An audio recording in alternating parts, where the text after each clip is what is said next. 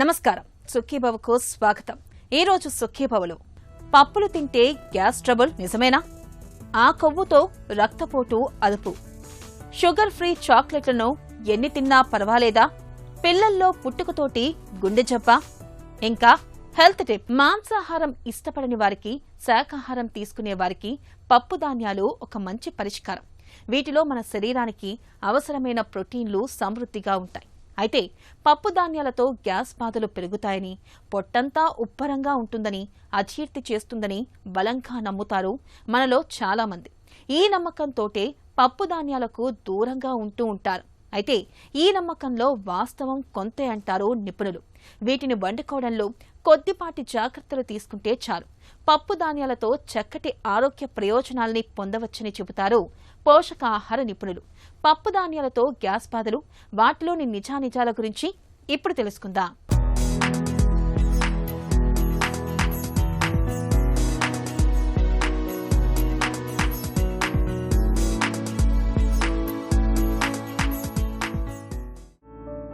పప్పు ధాన్యాల్లో ప్రోటీన్లు అధికంగా ఉంటాయి.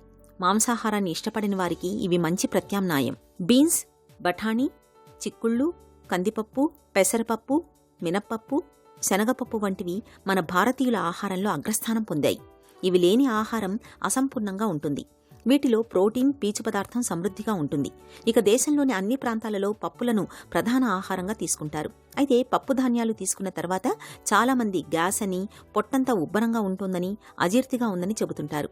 ఈ నమ్మకాలతోటే మనలో చాలామంది బఠానీలు, అలసందలు, రాజ్మా, శనగలు, కందుల వంటి పప్పు ధాన్యాలు తినడానికి వెనకాడుతుంటారు. కానీ నిజానికి వీటన్నింటితోనూ గ్యాస్ సమస్యలు ఉండవని చెబుతారు పోషకాహార నిపుణులు. మామూలుగా సహజంగా మనం అన్నం తినేటప్పుడు పప్పు, గింజ ధాన్యాలు అంటే బియ్యం కానీ లేకపోతే ఏమైనా గింజ ధాన్యాలు, రాగులు కానీ ఇలాంటివన్నీ కలుపుకొని పప్పులతో పాటు కలుపుకొని తింటూ ఉంటామండి. ఇది ముఖ్యంగా ఏంటంటే తినడానికి బాగుంటుందనే కాకుండా మనకు న్యూట్రిషన్ పరంపరంగా ఇందులో అమైనో యాసిడ్స్, పప్పు ధాన్యాల్లో మీథియోనిన్ అనే అమైనో యాసిడ్ చాలా తక్కువగా ఉంటుంది. అదేవిధంగా ఈ మీథియోనిన్ మన బియ్యంలో, గింజ ధాన్యాల్లో ఎక్కువగా ఉంటుంది.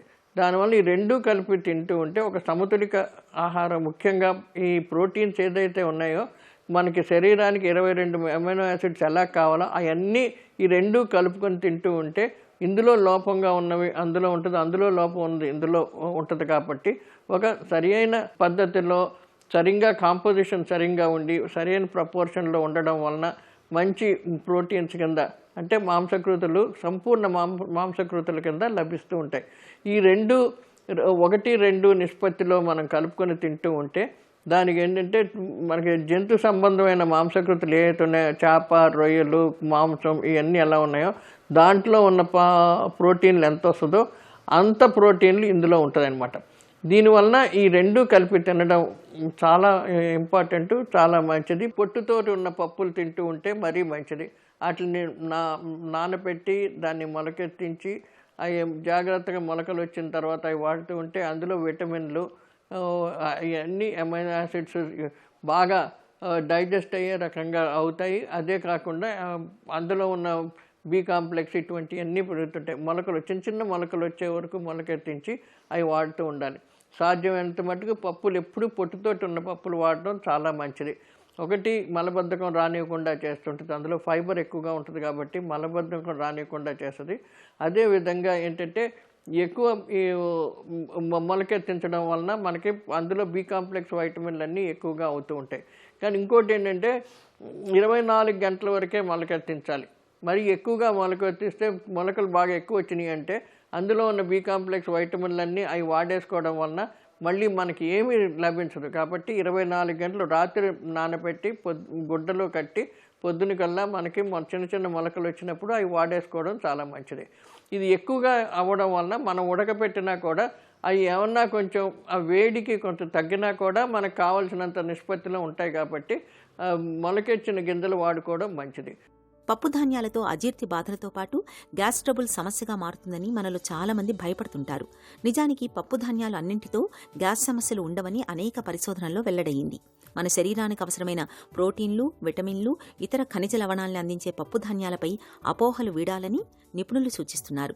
చిక్కుళ్ళు, పప్పుల మూలంగా కడుపు ఉబ్బరం, గ్యాస్ సమస్యల గురించి ఇటీవల అమెరికాలో 3 అధ్యయనాలు జరిగాయి. పప్పు ధాన్యాలను తీసుకునే వారిలో కేవలం 3 నుంచి 11% మందిలో మాత్రమే అజీర్తి బాధలు, గ్యాస్ వంటి సమస్యలు కనిపించాయి. మిగతా వారిలో ఎలాంటి సమస్యలు కనిపించలేదు. పైగా వారిలో చెడు కొలెస్ట్రాల్ నిల్వల్లో బాగా తగ్గుదల కనిపించింది. గుండె జబ్బులు కూడా బాగా తగ్గుముఖం పట్టాయి. పప్పు ధాన్యాలు తీసుకునే వారిలో తొలినాళ్లలో గ్యాస్ సమస్యలు కనిపించినా తర్వాత కాలంలో అవే సర్దుకుంటాయి.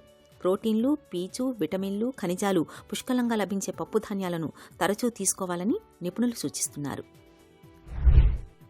అన్ని పప్పుల్లోనూ 20 నుంచి 22 గ్రాములు 100 గ్రాములకి ప్రోటీన్లు ఉంటాయి, మాంసకృతులు ఉంటాయి. కానీ అన్నిటికంటే ఎక్కువగా సోయాబీన్లో చాలా ఎక్కువగా ఉంటాయి. సోయాబీన్లో ఇంచుమించు 40-42 గ్రాముల వరకు ప్రోటీన్లు వస్తూ ఉంటాయి. కాబట్టి సోయాబీన్ కూడా వాడుకోవడం మంచి. సోయాబీన్ వాడేటప్పుడు దాన్ని బాగా నానబెట్టి, లేకపోతే ఇప్పుడు రెడీమేడ్ పౌడర్స్ కానీ, లేకపోతే గ్రిట్స్ కానీ, మీల్ మేకర్లు కానీ రకరకాలుగా వస్తున్నాయి. అవి ఎందులో వాడినా కూడా మనకి పప్పుకు బదులు అవి సోయాబీన్లు అటువంటివి వాడుకున్నా కూడా మంచిది.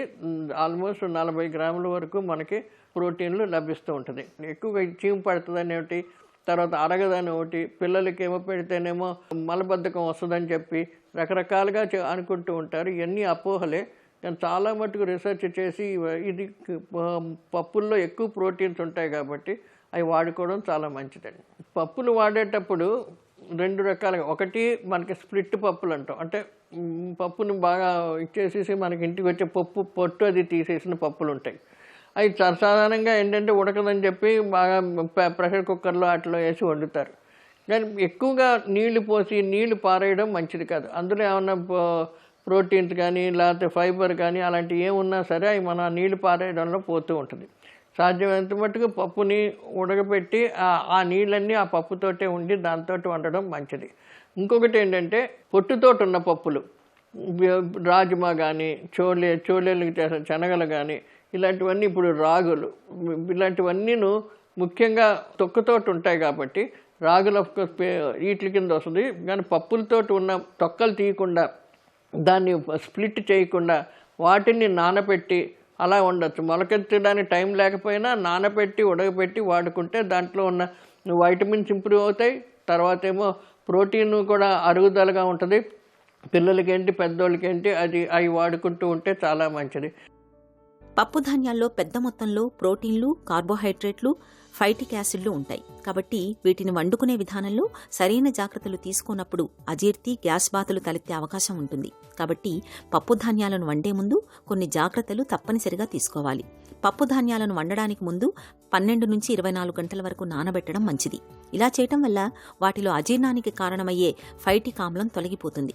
వండిన తర్వాత కూడా పప్పు ధాన్యాలు సులభంగా జీర్ణమవుతాయి. ఇక పప్పు ధాన్యాల్ని వండేటప్పుడు తక్కువ వేడిలో ఎక్కువసేపు మీడియం ఫ్లేమ్ మీద ఉడికించడం మంచిది.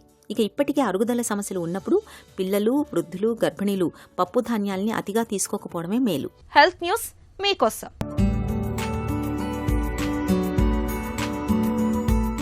మన శరీరంలో తెలుపు, గోధుమ రంగులో ఉండే కొవ్వు గురించి ఒక కొత్త విషయం వెలుగులోకి వచ్చింది. రక్తపోటు నియంత్రణలో అది పాలు పంచుకుంటున్నట్లు అమెరికాలోని రాక్ ఫెల్లర్ యూనివర్సిటీకి చెందిన పరిశోధకుల అధ్యయనంలో వెల్లడైంది. ఇది రక్తపోటు నియంత్రణలో పాలు పంచుకుంటున్నట్లు తేలడం ఆసక్తి కలిగిస్తుంది.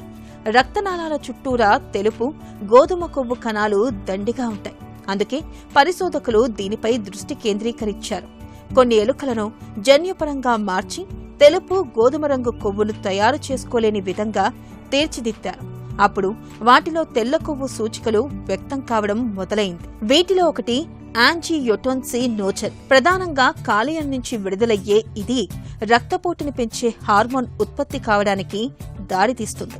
ఈ ఎలుకల్లో రక్తపోటు పెరగడంతో పాటు రక్తనాళాలు బిగుతుగా అవుతున్నట్లు పరిశోధకులు గుర్తించారు. రక్తనాళాల చుట్టూ గట్టి కణజాలం పోగుపడటమూ మొదలైనట్లు గమనించారు. అంటే తెలుపు, గోధుమ రంగు కొవ్వు అనేది రక్తనాళాలు ఆరోగ్యంగా ఉండేలా చూడడం ద్వారా రక్తపోటు అదుపులో ఉండటానికి తోడ్పడుతుందన్నమాట.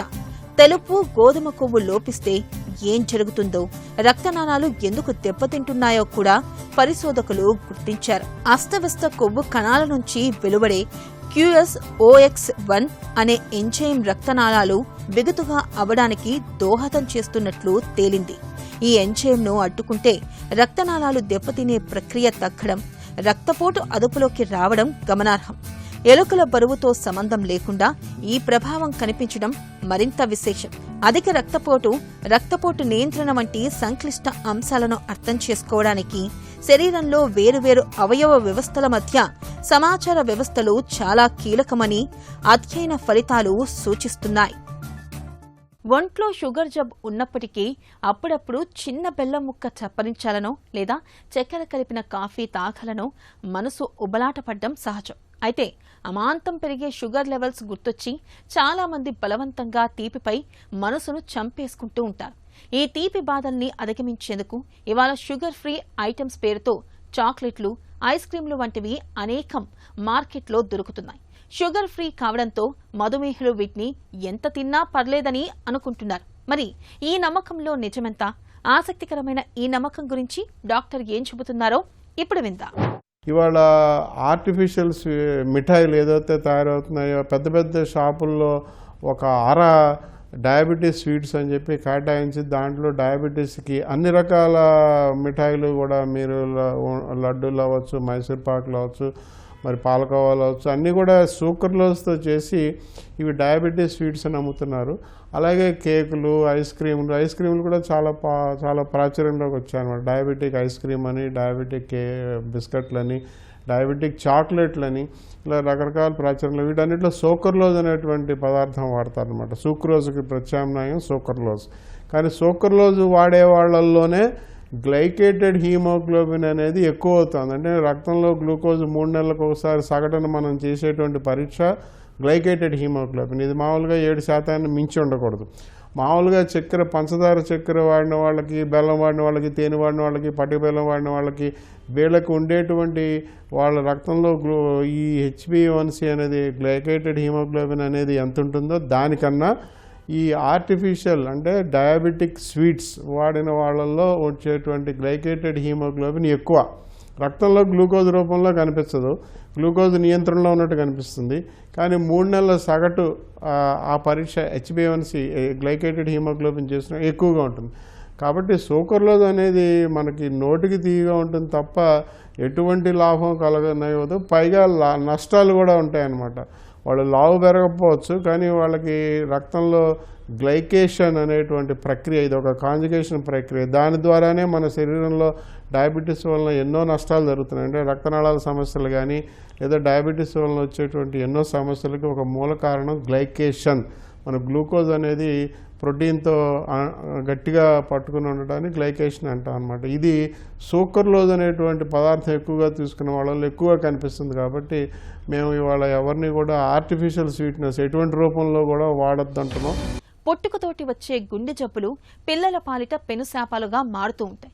గుండె గదుల్లో గోడల మధ్య రంధ్రాలు ఉండడం, గుండె నిర్మాణం సరిగ్గా లేకపోవడం, గుండెకు రక్తాన్ని మోసుకెళ్లే రక్తనాళాలు తేడాగా ఉండడం, ఇలాంటి లోపాలు పసిబిడ్డల జీవితాన్ని దుర్భరంగా మార్చేస్తూ ఉంటాయి. ముఖ్యంగా గుండె లోపల గదుల గోడల మధ్య ఏర్పడిన చిల్లుల మూలంగా చిన్నారుల జీవితం దయనీయంగా మారుతూ ఉంటుంది. ఈ నేపథ్యంలో పిల్లల్లో గుండె జబ్బులు, వాటికి ఆధునిక వైద్యంలో అందుబాటులో ఉన్న చికిత్సల గురించి డాక్టర్ని అడిగి ఇప్పుడు తెలుసుకుందాం.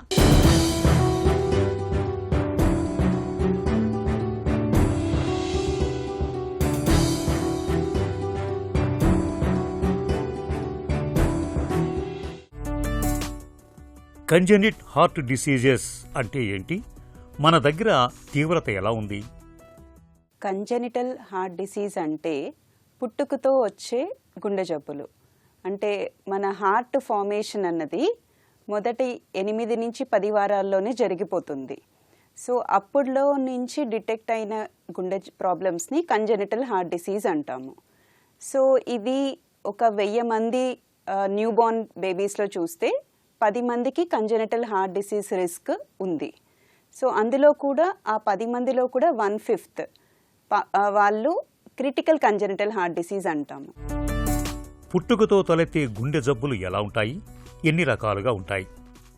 పుట్టుకతో వచ్చే గుండె జబ్బుల్లో మొదటిది రంధ్రాలు.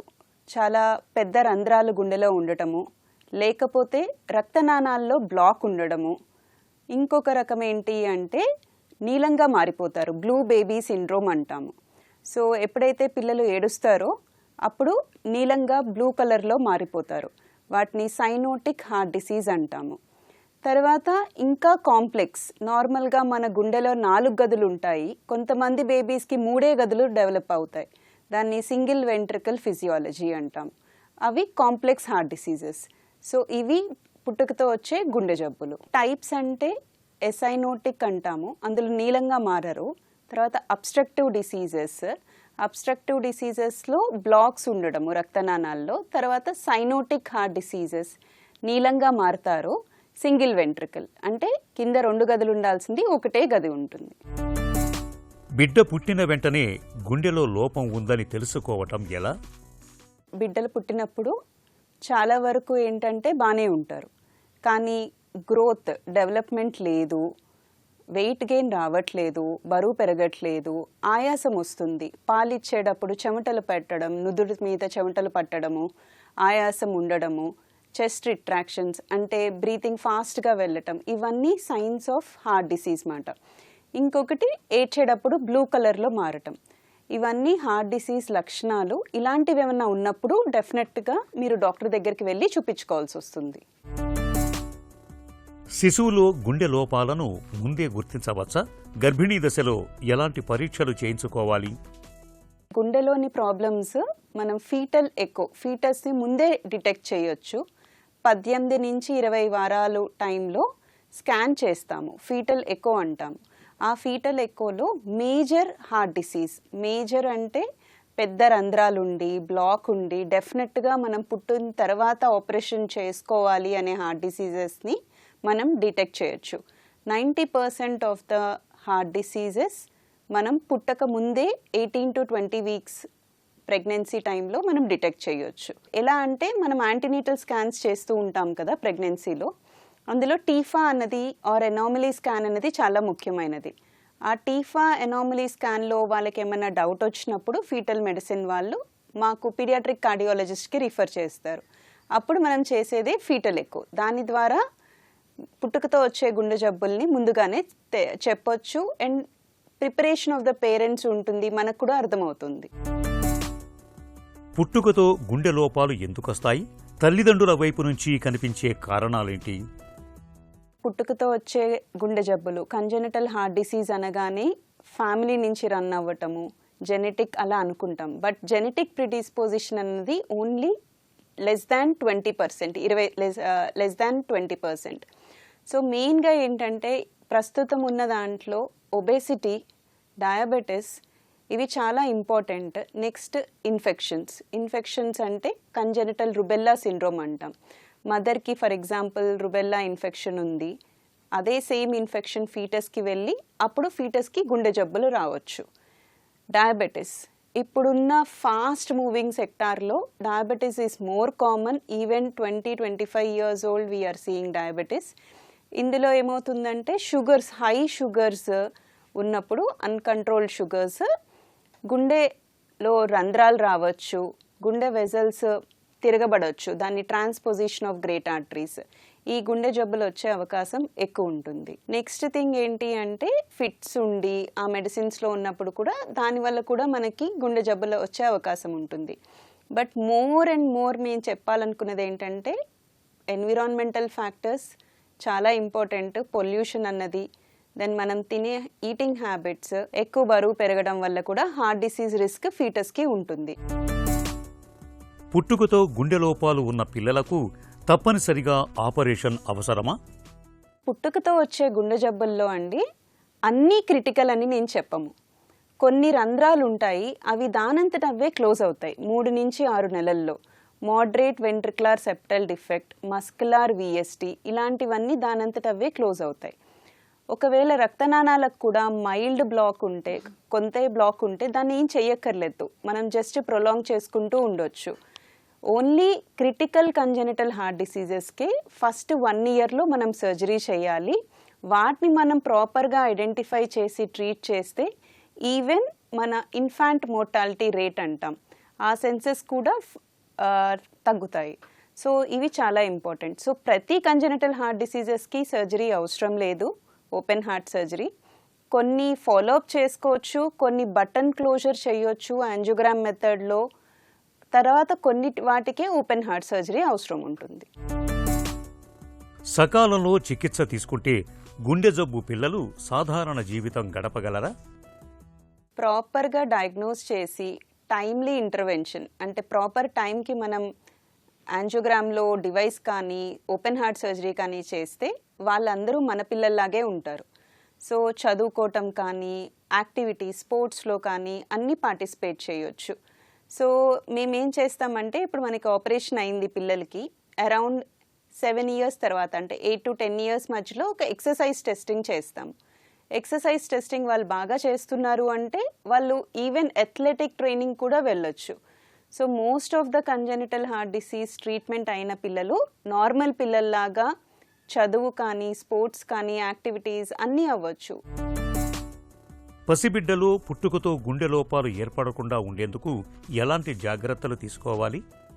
ప్రీ కన్సెప్షన్ అంటాం, అంటే before formation of the embryo most of the time nutrition అనేది చాలా ఇంపార్టెంట్ అండి పేరెంట్స్ ఇద్దరికి, mother and father. So at least folic acid supplements అన్నవి చాలా ఇంపార్టెంట్. మీరు ప్రెగ్నెన్సీ ప్లాన్ చేసుకుంటున్నాము అంటే యువర్ న్యూట్రిషన్ చాలా ఇంపార్టెంట్. ఫోలిక్ యాసిడ్ సప్లిమెంట్స్ తీసుకుంటే కొంతవరకు కొన్ని కంజెనిటల్ హార్ట్ డిసీజెస్ని మనం అవాయిడ్ చేయొచ్చు. పిల్లల్లో పుట్టుకతోటి గుండె జబ్బులపై మనమందరం అవగాహన పెంచుకోవాలి. వయసుతో పాటు గుండె జబ్బులు తీవ్రం అవుతున్నప్పుడు ఆలస్యం చేయకుండా వెంటనే సర్జరీ చేయించాలి. గుండె జబ్బులకు సకాలంలో సత్వరమైన వైద్యం చేస్తే మిగతా అందరి పిల్లల్లాగే హాయిగా జీవనం గడిపే అవకాశం ఉంటుంది. ఒక చిన్న చిట్కా మీకోసం. కాళ్ల వాపులతో బాధపడుతున్నప్పుడు ఉదయం పూట పిప్పలి చూర్ణాన్ని పాలతో మరిగించి దానికి కొద్దిగా సొంటిపొడిని కలుపుకొని తాగడాన్ని అలవాటు చేసుకోండి. కాళ్లల్లో వాపులు క్రమంగా తగ్గుముఖం పడతాయి.